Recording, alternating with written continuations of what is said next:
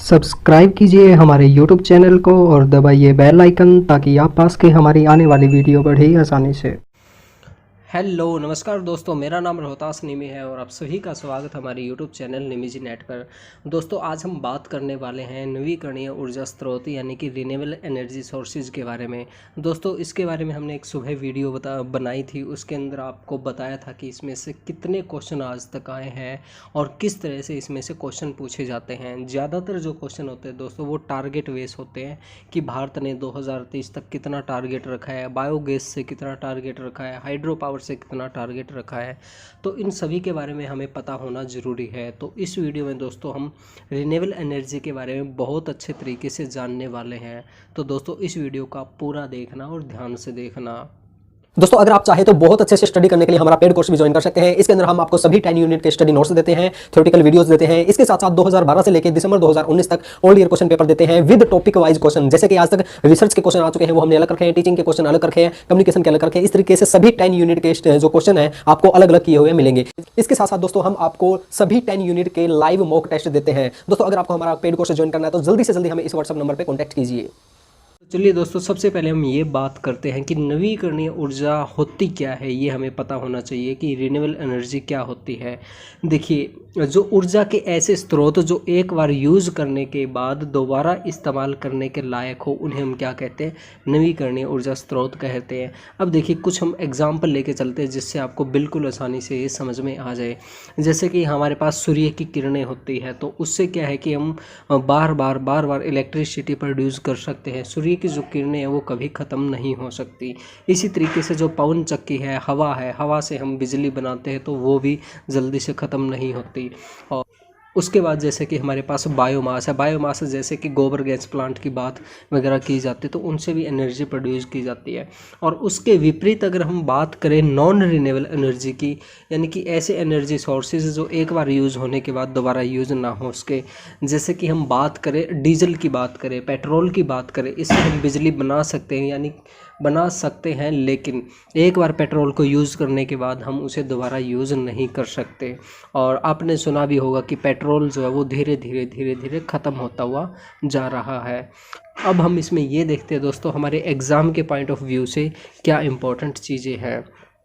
अब देखिए जो नवीकरणीय ऊर्जा स्रोत का जो ऊर्जा मंत्रालय बनाया गया है उसके आंकड़ों के मुताबिक भारत के अंदर कुल अक्षय ऊर्जा उत्पादन कितना है, 8,96,602 मेगावाट है।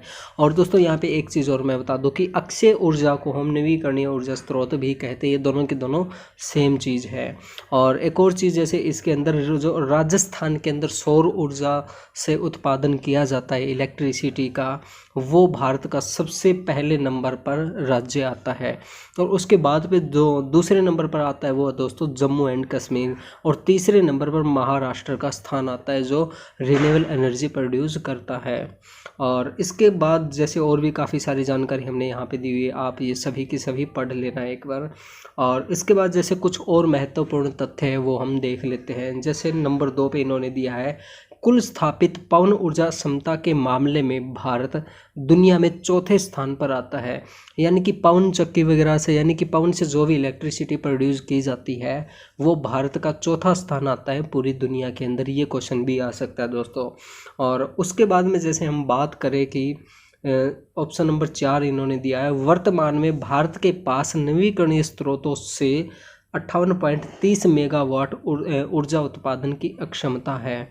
अब देखिए भारत में जो भी हमारे पास नवीकरणीय ऊर्जा स्रोत है वो जो जितनी भी टोटल एनर्जी हम प्रोड्यूस करते हैं, चाहे वो रिन्यूएबल एनर्जी सोर्सेज हो या नॉन रिन्यूएबल एनर्जी सोर्सेज हो, उसमें कितना भाग है दोस्तों, 58.30 मेगावाट है। और अगर इसे परसेंटेज की बात करें तो दोस्तों 18.5% इसका हिस्सा है। वो किसका है दोस्तों, नवीकरणीय ऊर्जा स्रोतों से हम 18.5% इलेक्ट्रिसिटी या एनर्जी अपनी प्रोड्यूस करते हैं। उसके बाद में दोस्तों जैसे कि 5 पे भारत की कुल सौर ऊर्जा उत्पादन अक्षमता 2030 तक सौर क्षमता का 8% होने की उम्मीद है। और उसके बाद में एक और जो चीज़ हमारे लिए इम्पोर्टेंट है दोस्तों, निष्कर्ष में यह कहा जा सकता है कि भारत शीघ्र ही अक्षय ऊर्जा के क्षेत्र में दुनिया में एक उत्कृष्ट स्थान हासिल कर लेगा। और इसके ऊपर दोस्तों नई दिल्ली के अंदर एक जो सम्मेलन है उसका आयोजन हुआ था, अंतर्राष्ट्रीय सौर अलायंस शिखर सम्मेलन हुआ था। तो इसमें ये क्वेश्चन आ सकता है दोस्तों कि अंतर्राष्ट्रीय सौर अलायंस शिखर सम्मेलन कहाँ पे हुआ था, तो कहाँ पे हुआ था, ये न्यू दिल्ली के अंदर हुआ था दोस्तों। तो ये बात हमें पता होना चाहिए। और इसके अलावा और भी काफ़ी सारी चीज़ें हैं जो हम यहाँ पे देख सकते हैं दोस्तों। आप यहाँ पे पढ़ लेना, बिल्कुल आसानी से आपको पूरी चीज़ समझ में आ जाएगी। और यही चीज़ हमने दोस्तों यहाँ पे इंग्लिश में भी दी हुई है दोस्तों। अगर आप इंग्लिश में पढ़ना चाहें तो इंग्लिश में भी इसको पढ़ सकते हैं।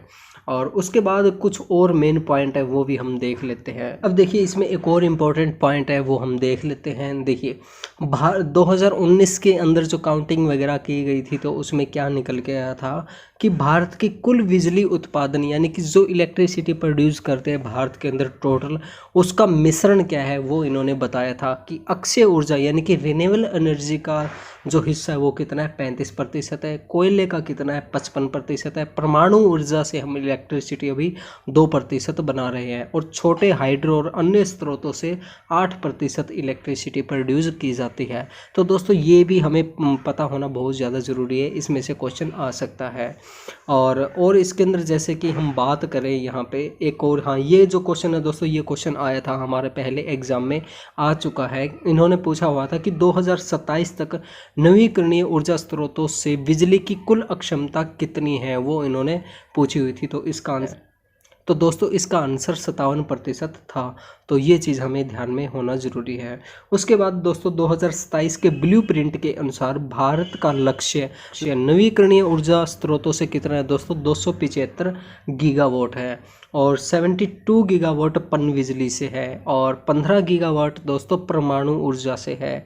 और अन्य स्रोतों से कितना है दोस्तों, 100 गीगावाट इन्होंने दिया हुआ है। तो दोस्तों ये भी आप थोड़ा ध्यान में दे लेना, क्योंकि इसमें से क्वेश्चन आने की पूरी संभावना है। और दोस्तों अगर आप इंग्लिश में पढ़ना चाहे तो ये इंग्लिश में भी पढ़ सकते हैं। ये देखिए ये जो ऊपर दिया हुआ है हमने, ये पूरा इंग्लिश के अंदर दिया हुआ है और नीचे हमने हिंदी में दे रखा है। और आगे हम देखते हैं दोस्तों, आगे इसके अंदर और क्या चीज़ें हैं। देश की कुल बिजली उत्पादन क्षमता में अक्षय ऊर्जा का हिस्सा 2022 तक बढ़कर 18% तक पहुंच जाएगा। और अभी कितना है दोस्तों, ये 7.8% तक है। और आगे देखिए दोस्तों, अक्टूबर 2019 तक जो भी काउंटिंग वगैरह हुई थी उसके अनुसार क्या है कि भारत के पास 31 मार्च 2030 तक 450 गीगावाट का नवीकरणीय ऊर्जा स्रोत लक्ष्य रखा गया है। तो दोस्तों ये चीज़ हमें ध्यान रखना बहुत ज़्यादा ज़रूरी है। पहले जो ये लक्ष्य था दोस्तों वो था 350 गीगावाट था, और अब कितना हो गया, 450 गीगावाट हो गया। ये हमें चीज़ ध्यान में रखना ज़रूरी है। और उसके बाद में दोस्तों ये जो क्वेश्चन है दोस्तों, इसमें से करीब 4 से 5 बार क्वेश्चन आ चुके हैं। इस पॉइंट को हम अच्छे से देखते हैं। भारत सरकार ने नवीकरणीय ऊर्जा स्रोतों द्वारा वर्ष 2022 तक 175 गीगावाट ऊर्जा उत्पादन का लक्ष्य निर्धारित किया है। ये क्वेश्चन दोस्तों पहले आ चुका है कि 2022 तक कितना लक्ष्य निर्धारित किया गया है दोस्तों, तो इसका आंसर है 175 गीगावाट निर्धारित किया गया है। और उसके बाद दोस्तों जो 175 है वो डिवाइड किसके अंदर किया गया है वो हम देख लेते हैं। इसके अंतर्गत 60 गीगावाट पवन ऊर्जा से, 100 गीगावाट सौर ऊर्जा से, 10 गीगावाट वायु ऊर्जा से और 5 गीगावाट छोटे जल विद्युत ऊर्जा संयंत्रों का निर्धारित किया गया है। और यहाँ पे जैसे हमने इंग्लिश में भी दे रखा, यहाँ पे आप देख लेना। अगर किसी को ये ना पता चले कि पवन ऊर्जा को क्या कहते हैं और जल विद्युत ऊर्जा को क्या कहते हैं, तो वो आप यहाँ पे देख लेना, बिल्कुल आसानी से आपको समझ में आ जाएगा। लेकिन एक चीज़ मैं आपको बार बार कह रहा हूँ कि ये जो पॉइंट है दोस्तों, ये पॉइंट आप अच्छे से कर लेना, क्योंकि इसमें से अभी तक 3 से 4 बार क्वेश्चन आ चुके हैं और आगे भी इसमें से क्वेश्चन आने की संभावना है दोस्तों। और भी यहाँ पे कई चीज़ें दी हुई है, आप ये आसानी से पढ़ लेना, बिल्कुल आसान है। और ये पढ़ ज़रूर लेना दोस्तों, क्योंकि ये काफ़ी इम्पोर्टेंट है हमारे लिए। और उसके बाद में अगर हम बात करें दोस्तों, ये भी आप पढ़ लेना, इंग्लिश हिंदी दोनों में दिया हुआ है हमने। और यहाँ पे देखिए दोस्तों, यहाँ पे हमने एक चार्ट भी बनाया हुआ है। ये आप चार्ट देखना चाहे तो ये भी देख सकते हैं कि विंड पावर जो है उससे कितनी एनर्जी प्रोड्यूस होती है। ये मेगावाट के अंदर ये हमने बात की थी कि 60 मेगावाट प्रोड्यूस होती है। सोलर पावर से 100 मेगावाट की हमने बात की थी। और दोस्तों एक जो क्वेश्चन है इसमें से ये बन सकता है दोस्तों कि जो हमारे रिन्यूएबल एनर्जी सोर्सेज हैं उनको क्रम वाइज हमें लगाना है। यानी सबसे पहले आएगा दोस्तों हमारा सोलर एनर्जी आएगा, और फिर आएगा हमारे पास विंड पावर आएगा, और फिर आएगा हमारे पास बायोमास आएगा, और फिर आएगा ये शायद स्मॉल हाइड्रो पावर आएगा। तो ये चीज़ें हाँ आप देख लेना दोस्तों किसकी जो अक्षमता ज़्यादा निर्धारित की गई। जैसे ये देखिए, ये मैं आपको दिखा देता हूँ यहाँ पे, इसमें देख लेना दोस्तों। इसमें से मैं बार बार कह रहा हूँ कि 3 से 4 बार क्वेश्चन आ चुके हैं, और एक क्वेश्चन इसमें से ये भी आया था कि जो नवीकरणीय ऊर्जा स्रोत है उनको क्रम वाइज लगाइए। सबसे ज़्यादा जो टारगेट है वो किसका रखा गया है, फिर किसका, फिर किसका। ठीक है, तो ये दोस्तों ये काफ़ी इंपॉर्टेंट चीज़ है। और दोस्तों अगर आपको ये PDF नोट्स चाहिए तो आप हमारा पेड ग्रुप ज्वाइन कर सकते हैं। उसके अंदर हम आपको सभी 10 यूनिट के PDF स्टडी नोट्स देते हैं, प्लस में हम आपको 2012 से लेकर 2019 तक ओल्ड पेपर क्वेश्चन देते हैं।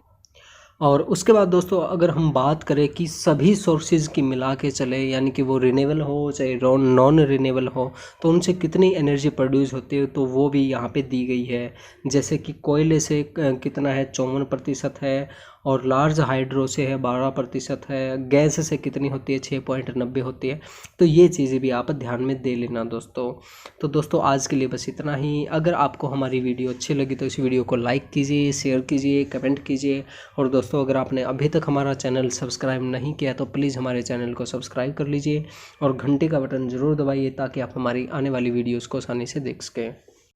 दोस्तों आज के लिए बस इतना ही। अगर आपको हमारी वीडियो अच्छी लगी तो इस वीडियो को लाइक कीजिए, शेयर कीजिए, कमेंट कीजिए। और दोस्तों अगर आपने अभी तक हमारा चैनल सब्सक्राइब नहीं किया तो प्लीज़ हमारे चैनल को सब्सक्राइब कीजिए, और घंटे का बटन ज़रूर दबाइए ताकि आप हमारी आने वाली वीडियोज़ को आसानी से देख सकें। थैंक यू दोस्तों।